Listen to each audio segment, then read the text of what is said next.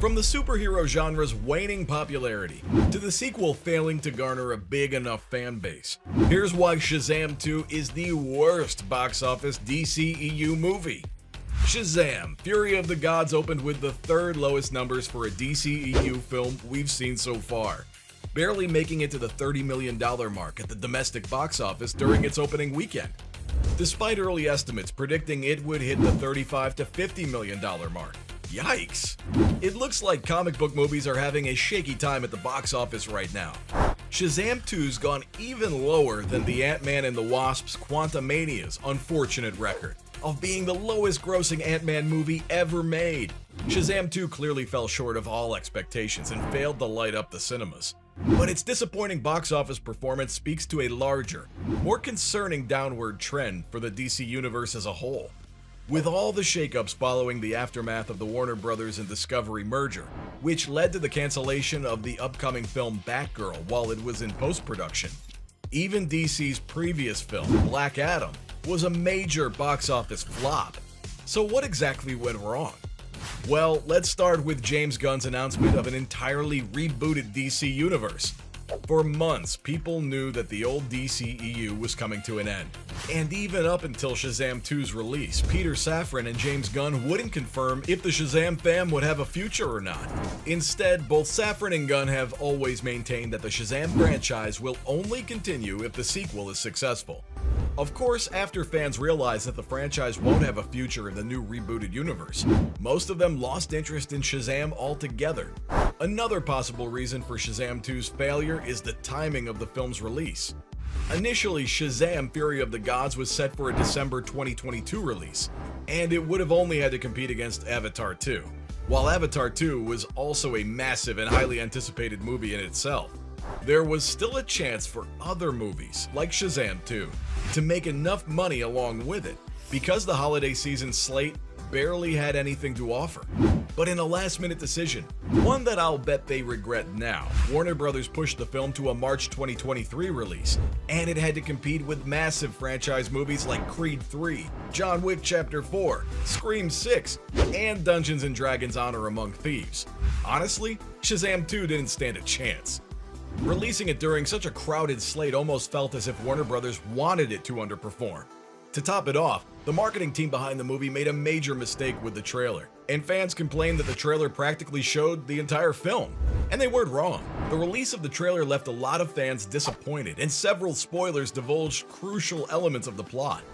Fans also thought it was a blatant attempt by Warner Bros. To eradicate any last vestiges of Zack Snyder's influence on the DC Universe. The film's latter stage of clumsy marketing also revealed a massive Wonder Woman cameo, which was perhaps one of the biggest blunders it could have committed. Many believe that with that revelation, any anticipation to see the film was killed in the trailer. Fans could then simply wait for the streaming release, which would have followed soon after. These factors seriously contributed to Shazam 2's dreadful box office numbers. And it's surprising, because even the greatest amateur filmmakers know that you don't give out spoilers in trailers. Not only is it filmmaking 101, but it's also marketing 101, guys. So when the actual film came out, it felt like a collage of different parts set against one big green screen world, which only made the haphazard nature of the whole thing that much more obvious. Spoiling the Wonder Woman cameo didn't score any points with fans either, because you barely see her in the entire film. Instead of appearing at the very end just for the punchline, have been more involved, say, in the final battle, just like in Batman vs. Superman. It also didn't make any sense that none of the Justice League members or JSA heroes showed up to help. I mean, it's especially frustrating because Warner Bros. Discovery is luckier than Disney or Marvel, since they actually own the rights to all their characters. And yet, the studio either wasn't willing or doesn't know how to use them properly to set up multiple crossovers, which would lead to stronger connections between stories. In fact, Zachary Levi revealed that he wasn't allowed to cameo in Black Adam, and Dwayne Johnson didn't want to cameo in Shazam 2. Director David Sandberg also wanted Henry Cavill and Ben Affleck to appear in Shazam 2 as Superman and Batman, but even their cameos were declined. This begs the question, what the heck's going on, DC? Despite the fact that Black Adam and Shazam are incredibly similar and well connected in the comics, they barely show any of these connections in either of the films. And because of that, There was no hype built around either of them. Shazam isn't the biggest or most popular character from DC's superhero lineup, but his importance could have been elevated by including other big-name heroes. So if Warner Brothers and its creative team don't care enough about Shazam, why should the audience?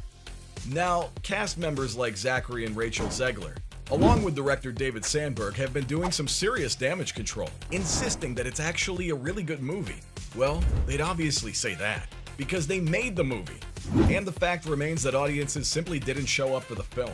The opening weekend may have shown some positive numbers, but the drop-off since then, a staggering 68%, shows that viewers didn't come back for more.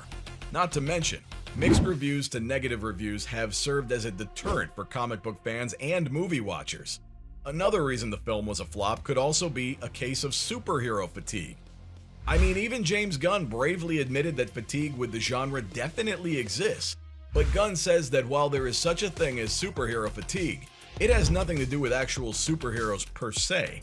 He claims that audiences love their classic heroes like Superman, Iron Man, and Batman. But when you lose sight of the characters and the kind of stories being told about them, everything becomes on-screen nonsense. And that's where the problems arise. Obviously, visual effects also come into play here. When it comes to superhero movies, getting that same big screen experience over and over again because they're a selling point can become really boring and monotonous to digest in a sea of similarly themed films. With the recent decline in box office numbers from several superhero films in the last few months, these movies seem to be slipping rapidly from their pop culture pedestal. It could also be argued that there simply wasn't enough of a fan base for a Shazam sequel in the first place. The first Shazam movie, while genuinely great, only grossed a little over $360 million worldwide, which didn't exactly rank it high among DC's top performers. Even the critically hated Black Adam made more. So if somehow Shazam 2 manages to save itself from being the lowest grossing movie in the DCEU, I'm sure you can imagine that Shazam 3's already a non-starter. And the sequel marks the end of the Shazam franchise. Some DC fans say this was always going to be the case anyway, and there was always this feeling beneath the surface of, does it even matter if there's a sequel? Especially with Gunn and Safran looming over this new DC era. You could say that the sequel might have been affected by all the wider changes happening in DC, but to be honest with you, I don't think that's the case. DC fans came out in droves when The Batman was released, and that was also the case for Joker. Both films grossed upwards of $500 million, and these movies were totally independent of the main DC timeline. It might sound simplistic to say, but at the end of the day, fans just want a good movie, instead of caring whether something does or doesn't impact the future of a franchise. But as is often the case, the simplest answer is almost always the most accurate one. So there you have it. From the sequel failing to garner a big enough fan base, to the superhero genre's waning popularity. That's why Shazam 2 is the worst box office DCEU movie.